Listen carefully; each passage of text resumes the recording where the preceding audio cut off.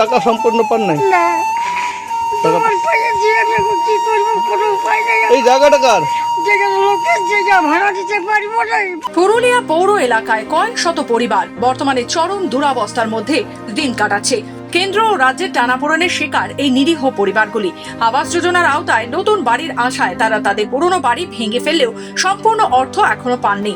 ফলে খোলা আকাশের নিচে ত্রিপলের ছাউনির তলায় বৃষ্টি রোদ্দুরের সঙ্গে প্রতিনিয়ত সংগ্রাম করে বেঁচে রয়েছে তারা। আমরা এখন রয়েছি পুরুলিয়া পৌর এলাকায়। দেখা যাচ্ছে বহু বাড়ি অর্ধ সমাপ্ত অবস্থায় রয়েছে। টানা নিম্নচাপ, আষাঢ় শ্রাবণ পার হওয়ার পরও স্বস্তি নেই মানুষের। ভরা আশ্বিনেও নিম্নচাপের দাপটে জনজীবন ব্যাহত হয়ে রয়েছে। খোলা আকাশের নিচে ত্রিপল খাটিয়েই টানা দুটা বছর পার করেছেন এই পরিবারগুলি। সাপখোপের ভয় তো রয়েছে, মশামাছির উপদ্রব, সাথে বৃষ্টির জলে ভিজে যাচ্ছে বিছানা। ছোট্ট ছোট্ট বাচ্চা কাচ্চাদের নিয়ে কিভাবে তারা দিন কাটাচ্ছেন আমরা জেনে নেব তাদের কাছ থেকেই তাদের এই টানা 2 বছরের অভিজ্ঞতা। বলছি, বিগত 2 বছর ধরে তো আপনারা রয়েছেন, কি পরিস্থিতির মধ্যে আছেন? অবস্থা বহুত খারাপ আমাদের। সেরকম আমাদের রোদের দিনে এরকম বাচ্চারা লাইন টাইন কিছু নাই ঘরে, গরমে একদম পুরো শীতলাল আমাদেরকে বাইরে নিয়ে বসতে হয় রাত তক।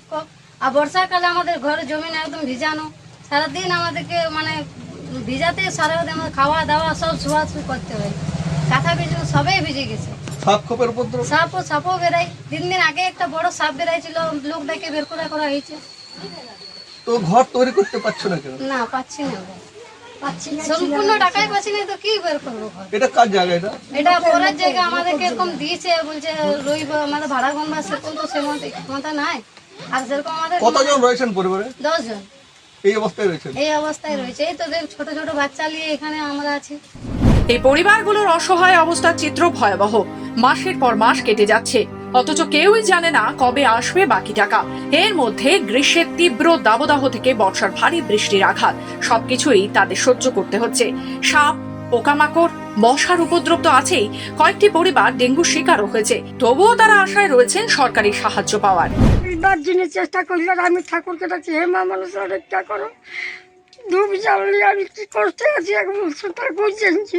টাকা সম্পূর্ণ পান নাই? কারো আমি অন্যায় করি নাই বলে আমি বাঁচিয়ে আছি। ছেলেপুলারা টাকা সম্পূর্ণ পান নাই? না তোমার পাইছি আমি এখন কি করবো, কোনো উপায় নেই। এই জায়গাটা কার? জায়গা লোকের জায়গা ভাড়া দিতে পারবো না। ভাড়া লাগে? আমাকে দিচ্ছে না, ভাড়া লেই নাই। লোকে রাখতে দিয়েছে? লোকের রেখে দিয়েছে। পরিবারগুলো প্রতিনিয়ত অপেক্ষায় আছে, কবে মিলবে আশার আলো। আবাস যোজনার পুরো টাকা পেলে তবেই তারা নতুন ঘরে মাথা গোজার ঠাঁই পাবে। শুনলেন তাদের মুখ থেকে কি পরিস্থিতির মধ্যে তারা রয়েছেন। বলাই যায় কেন্দ্র রাজ্যের টানাপোড়েনে চরম দুরবস্থার মধ্যে রয়েছে প্রায় কয়েকশো মানুষ পুরুলিয়া পৌর এলাকায়, যাদের বাড়িগুলি এখনো অর্ধ সমাপ্ত অবস্থাতেই রয়েছে। সম্পূর্ণ টাকা না পাওয়ার কারণে বাড়ি তৈরি করতে পারেনি। তবে কখন পাবে সম্পূর্ণ বাড়ির টাকা, প্রশ্ন চিহ্ন রয়ে গেছে। পুরুলিয়া থেকে মধুসূদন দেহরিয়া, খবর বাংলা, পুরুলিয়া।